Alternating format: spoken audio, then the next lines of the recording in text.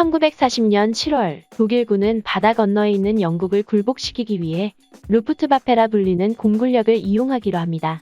독일의 전투기와 폭격기들은 프랑스에서 이륙하여 도버 해협을 건너 런던을 폭격하는 등 큰 피해를 입혔지만 영국 공군은 그때마다 스피파이어와 허리케인을 출격시키며 그들의 공격을 막아냈습니다.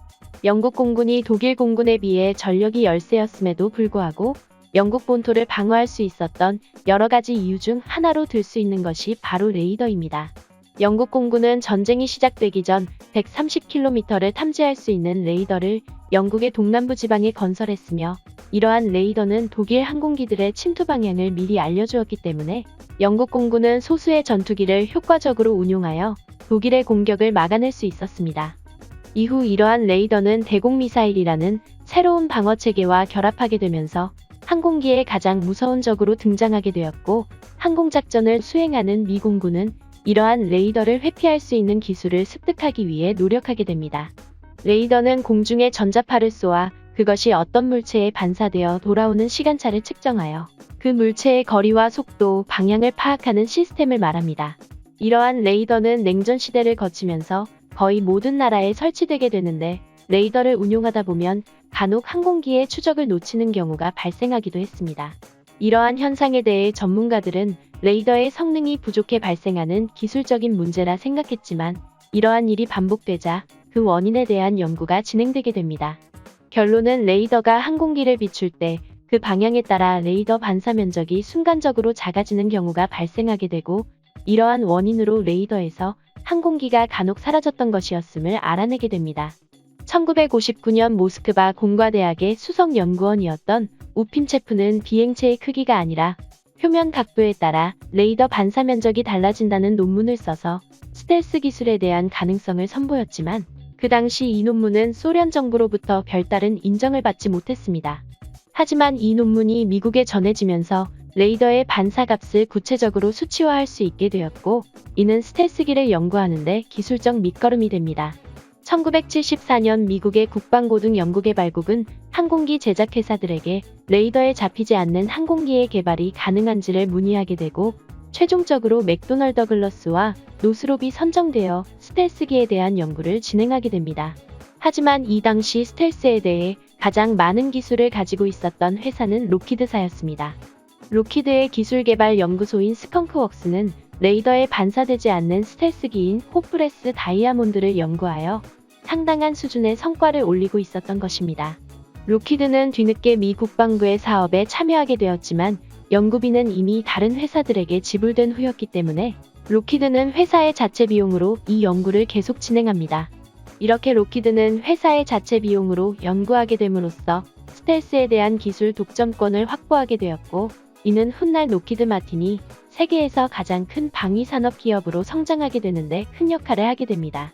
록히드는 2년간의 연구 끝에 다면체의 형상을 가진 실험기를 2대 제작하게 되었는데 이 실험기는 원래 계획되었던 항공기의 60% 수준으로 작게 만든 것으로 레이더 반사 면적을 연구하기 위해 만들었으며 그 이름은 헤브블루였습니다.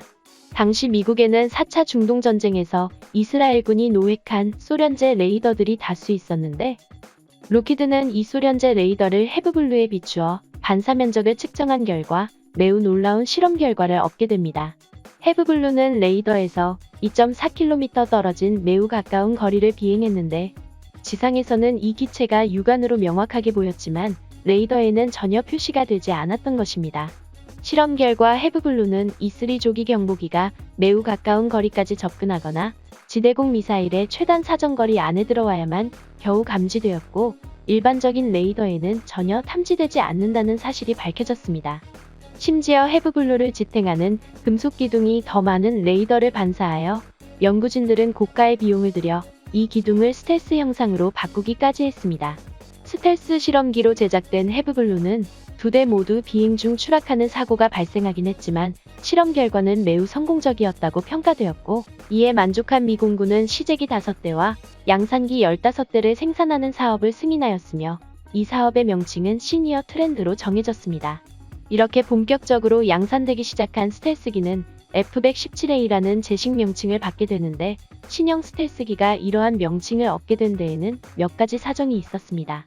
먼저 미국은 1962년 미 공군기 통합 식별보호체계를 만들었으며 이에 따르면 전투기에는 F가 붙고 폭격기에는 B가 붙게 되는데 신형 스텔스기는 엄밀히 따지면 폭격기이므로 B로 시작하는 것이 원래는 맞는 것이었습니다. 하지만 미국은 이 스텔스기가 폭격기라는 사실을 소련에 알리고 싶지 않았기 때문에 일부러 F를 붙였다는 설과 스텔스기 개발 계획이 1960년대 이전부터 잡혀 있었기 때문에 이미 제식 명칭이 지정되어 있었다는 설이 있습니다. 그리고 가장 유력한 이유는 이 기체의 무선 호출 부호가 117이었는데 록히드사에서 비행 매뉴얼 표지에 F-117이라고 인쇄해버려 그것이 그대로 제식 명칭이 되었다는 것입니다.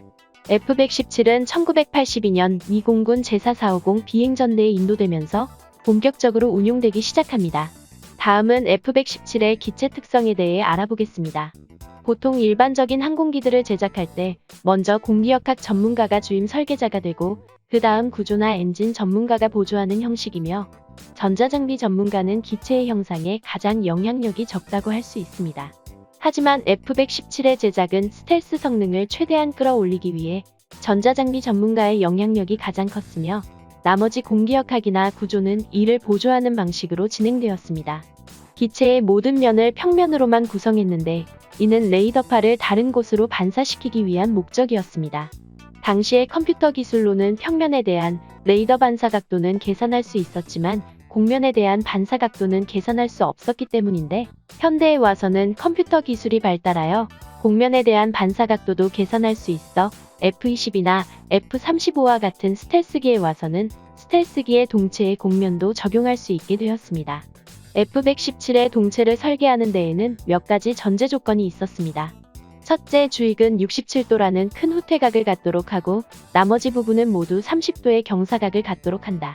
이는 일반적인 전투기들의 주익이 레이더파를 그대로 반사하는 반면 67도의 큰 후퇴각이 적용되면 반사파를 다른 곳으로 보내기 때문입니다.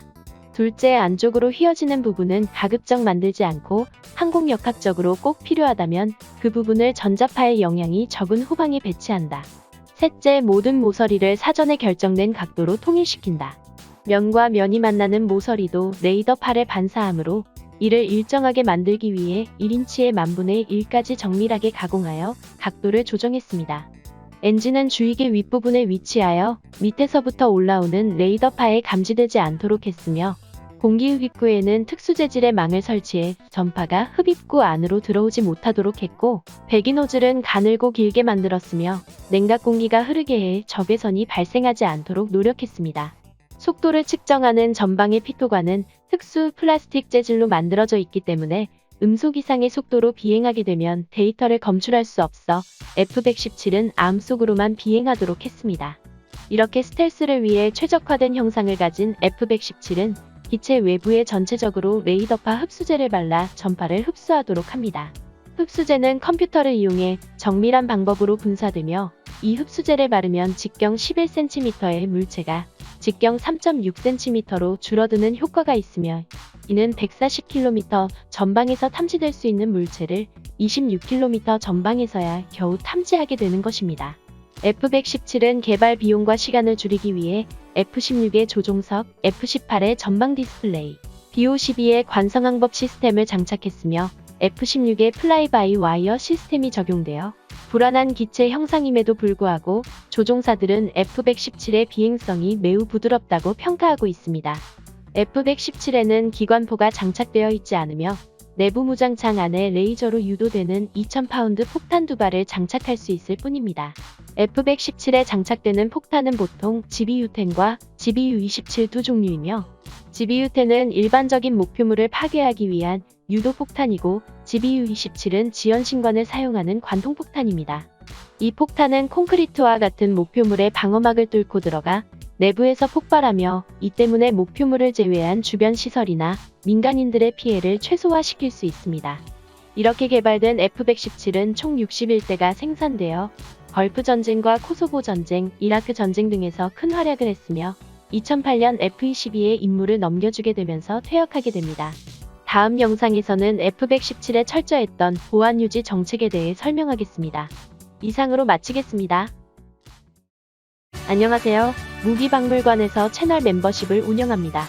무기박물관의 멤버가 되시면 아직 공개되지 않은 다수의 미공개 영상을 먼저 시청하실 수 있습니다. 여러분들의 많은 참여 부탁드립니다.